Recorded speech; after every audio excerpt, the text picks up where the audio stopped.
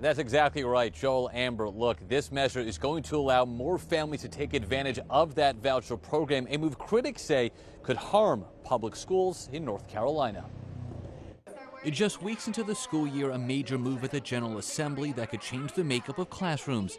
HB 10 calls on $248 million for opportunity scholarships for all students attending private schools and non-recurring funds, and an additional $215 million in recurring funds. The final amount each family receives dependent on their income. But I cannot understand how we, as a body, would sanction taxpayer-funded spending on private schools that have almost no standards to ensure that children actually receive the education that we know they deserve. Critics have argued that the schools have a lack of oversight and accountability. Further, they believe the allocation of funds would harm public schools, a point Senate President Phil Berger pushed back on. The funding that we have provided has increased on an annual basis, and in fact in this bill we also funded almost $100 million for the enrollment increases in traditional public schools.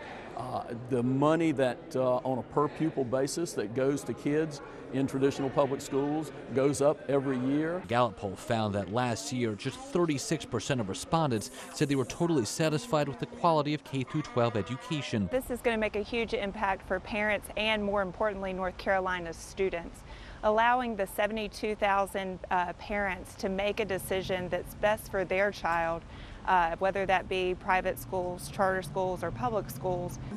School vouchers were discussed during today's launch of the Long March for Unity and Justice outside the state capitol, with Advanced Carolina Executive Director Marcus Bass discussing the lack of access to such schools for students statewide. There are a number of counties in the state that don't have private schools, where parents don't have the opportunity to move individual families to those communities that have those private schools.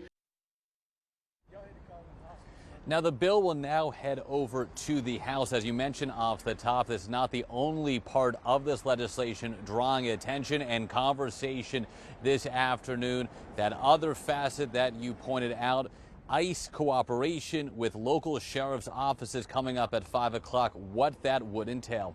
I'm Michael Perchik, ABC 11 Eyewitness News.